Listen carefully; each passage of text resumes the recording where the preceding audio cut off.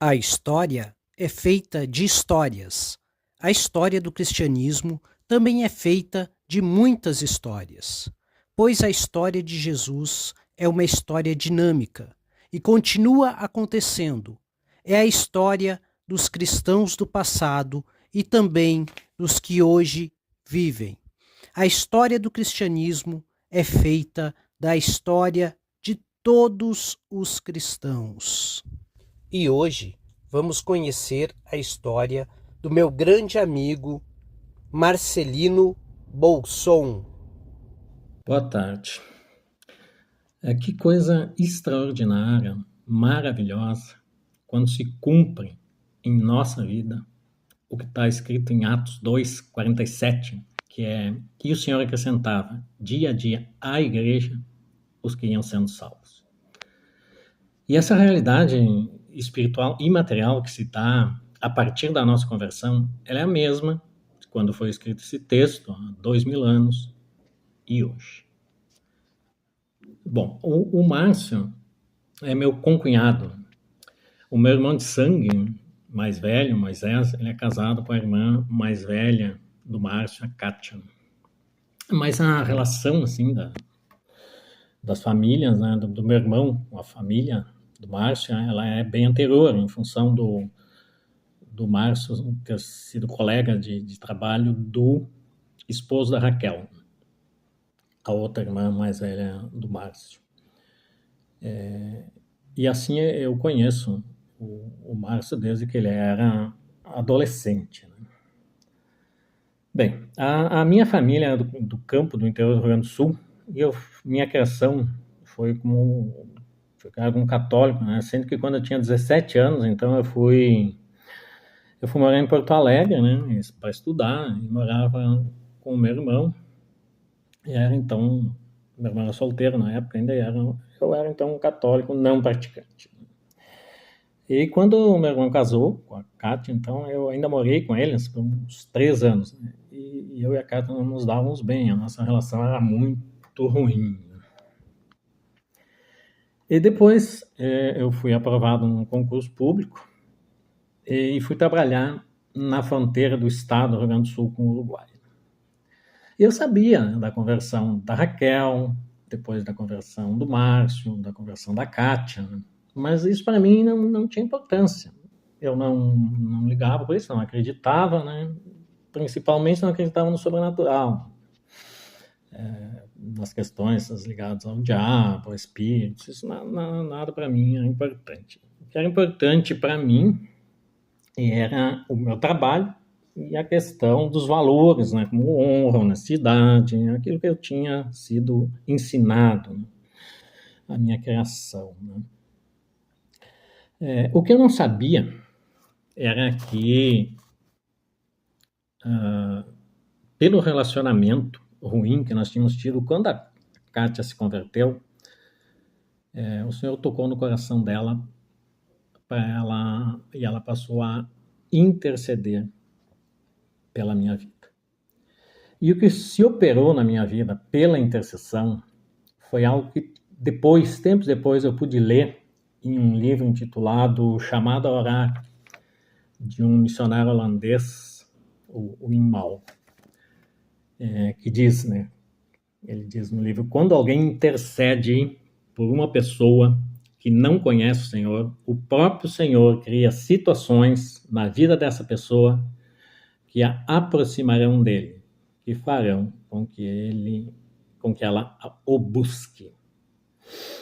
E foi isso que aconteceu comigo, né? Numa situação no meu trabalho, criado por mim mesmo, né? Podia gerar, né? Inclusive, a minha demissão. E era algo assim que poderia destruir rapidamente, né? Tudo que eu considerava mais importante. E isso me deixou bastante angustiado. E aí, sabendo que uma colega mais velha de trabalho, ela fazia trabalhos que ela denominava de linha branca da Umbanda, eu fui procurá-la. E a primeira coisa que ela fez foi um tipo de manifestação de poder do bem, entre aspas. Né? Foi o recebimento de uma entidade, um espírito, que sabia coisas e que prometia bons resultados. E também buscar um comprometimento, um envolvimento meu, convidando para uma sessão, inclusive com outras pessoas, que seria para sexta-feira à noite, era uma quinta. Né? E eu concordei, né, em ir. E voltei para casa, e chegando a um lugar que eu morava, um lugar que eu alugava lá, eu entrei numa lojinha de R$1,99 que tinha do lado, né?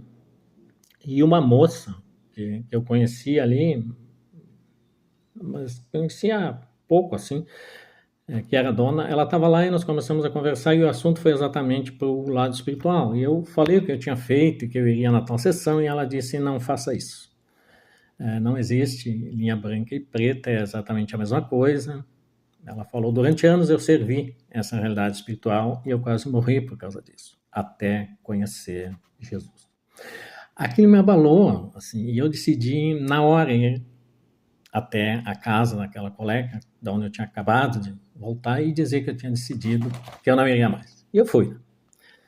E ela e o marido estavam em casa e a reação foi bem ruim. Né? O tom ameno se foi, né?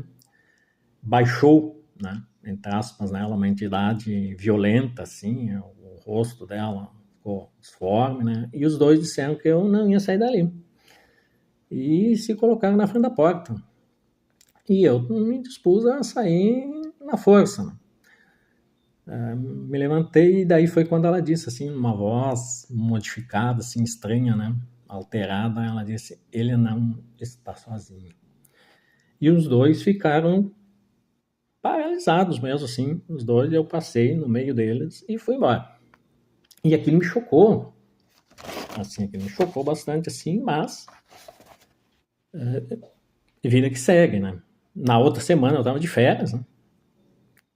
E fui para Porto Alegre. Continuava muito angustiado com a situação, fui para casa do meu irmão e da Kátia, né? E a minha ideia era não falar de nada do que estava acontecendo com ninguém. No entanto, no primeiro dia eu já estava falando de tudo, exatamente com a última pessoa com quem eu imaginaria falar de qualquer coisa pessoal, muito menos de algo assim, com a Kátia.